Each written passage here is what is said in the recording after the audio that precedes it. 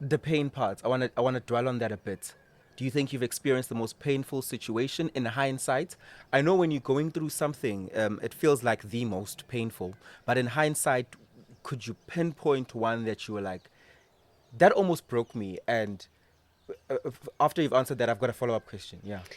So it's a toss between death and divorce, Okay. right? Yeah. Yeah. Okay, Yeah. so I'll share two stories or two scenarios.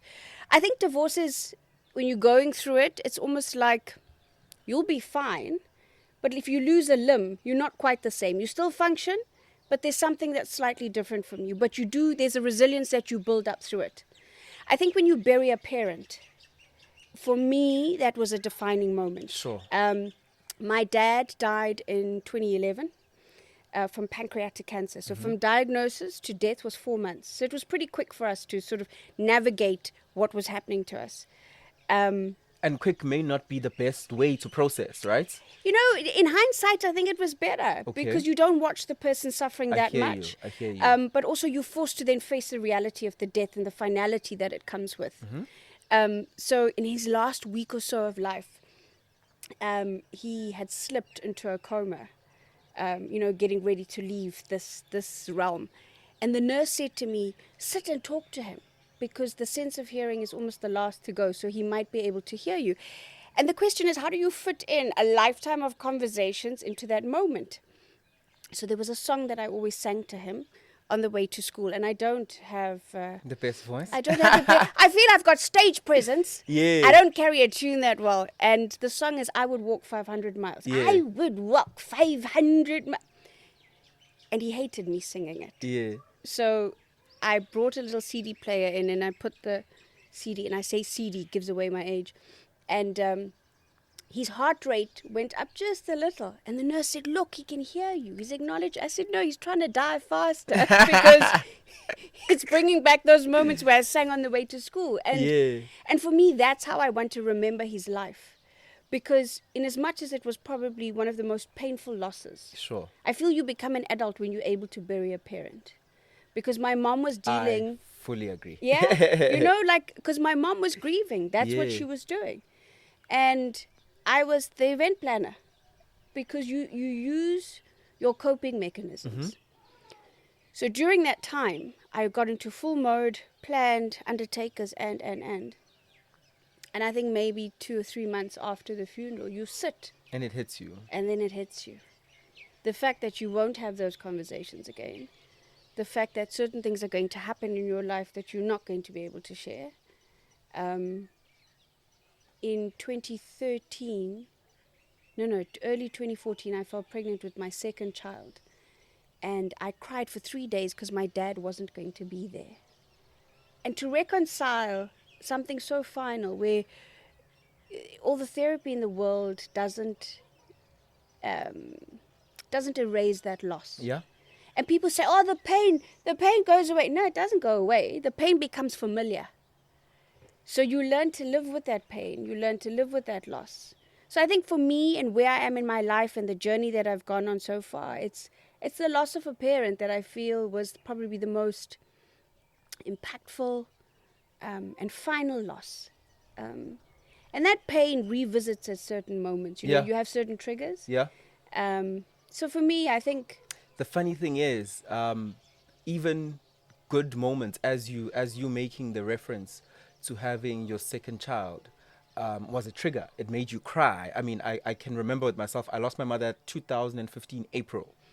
I was still in third year varsity, so I then went on to fourth year. I finished 2016, and then it was time to graduate in April 2017.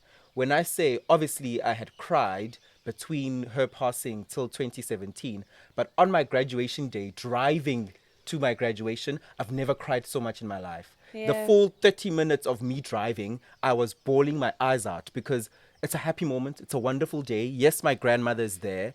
Other people I love are there. But it was so final that this person who had sacrificed her whole life for me to get this first undergraduate degree is not here to experience it. So I can totally relate. Yeah. Your follow-up question is making me nervous. No, the question is then, how do you escape stop being painful to now being a story that you're able to share like this because it has shaped your life? I think it's a balancing act, right? And I think that's with everything in life. Um, it's how do you choose to succumb to the pain or not? And how do you use the pain to build yourself up? And how do you use the moments that you had with that person to ultimately shape you and guide you into how you make your decisions going forward? I always say that my dad was like a living version of The Art of War, the book, because he seemed very, very calm amongst so many storms. But it was because he chose not to react first. And I think that's what I take from that pain. You take moments of and ultimately we only get this older in life. When we're going through the moments of interacting with our parents, we always want to be right. There's that righteous indignation. I am right. You don't know what I'm going through as a teenager, as a this. But later, when that person's not there, you still have their words. And so for me, that's what I use now to build up moments. We don't get it right all the time. Sure. You know, I say this now, it's a very eloquent answer to your question, but there's some days that like I just don't want to get out of bed. Yeah. You know, and to have the self-awareness to know that you can't cope for another 12 hours, that's okay. Yeah. That's actually okay, Yeah. because you've got the self-awareness to say, today the reserves are low. I don't know how to sort of calibrate what I need to do and how I need to do it. So I'm just going to sit. So if you were a vehicle, you have the self-awareness to say, only 20 kilometers are available on the vehicle. I can't take this 40-kilometer trip that I'm trying to take. There we go. So let me pause. Yeah. Yeah. And I think in the culture that we're in now, everyone's like, I'm a hustle, I'm a hustler, I'm on the go, I keep it moving. On the grind, keep it moving. No, you can't. That's just not sustainable. It isn't. It's not. It isn't. It's not truthful. Yeah. And we almost feel that in this world of social media, if we're not posting what we've done and how we've done it and our successes and where we've been and who we've met, that we're not worth what we're doing in the realms that we're doing it in. In fact, we unknowingly, without intentionally trying to do it, you go on social media because you consume it so much. You are putting yourself under so much pressure to be always busy, to the fact that you neglect your health, as you're saying. Yeah. You neglect time to rest, and you feel guilty for resting. Exactly. Feel guilty because you've competed with other people unknowingly, because you perceive them showing you themselves at work all the time, them showing you themselves making an announcement of a new award they're winning, of a new public speaking gig they have, of a new song they're releasing, of a new campaign they're doing, all in 1 week, eh? Not remembering that this person could have shot all of these in 6 months, but it's being all released in 1 week. And you are comparing yourself unknowingly to that level of trying to be productive, but it's actually counterproductive. It's just, I go back to the fact that it's not real. You know, we use well, at least for me, I use social media as an escape. So I don't get to dwell on my reality. I get to this voyeurism that it provides us, that we can sit in the comfort of our beds or lounges or wherever and have a peek into people's lives. But it's okay to be able to tell the difference. And then also, at the same time, and I think, again, this will come with age and experience, is that at some point you've got to stop comparing.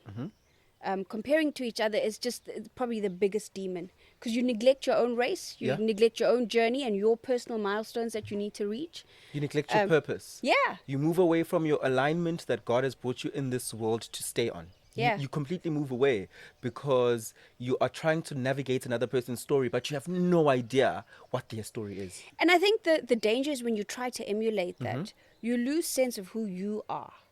And that's dangerous, because then we'll just have this community or this environment of clones that are all doing the same thing, posting the same things, showing up at the same events, and no one's actually doing anything different. Yeah. No one's doing anything that's going to have a positive impact. No one's doing anything new. And I think that's the danger of falling into that trap. I want to move on to 2 types of women that you've experienced through yourself and your own experiences. That's what I'm trying to say by experienced. There's Renee, actually, rather, let me put it this way. How does the world treat Renee, the married woman, versus Renee, the divorced woman? Oh, that's so funny. I don't get invited to brides anymore. She don't have a husband. And that's true, though. Yeah. That's the one. And I mean, I teased this couple. And I said, after my divorce, I still have 3 meals a day. So they said, well, what do you mean? So I said, no, I've seen all the brides and you keep saying come home, but you never invite me. But you only invite couples. Couples that look the part. There's a husband, there's a wife, there's children. I said, I've got the mother and the children part, but there seems to be something that I don't fit into the societal expectation of what a family unit looks like. Sure. So there's a fundamental difference.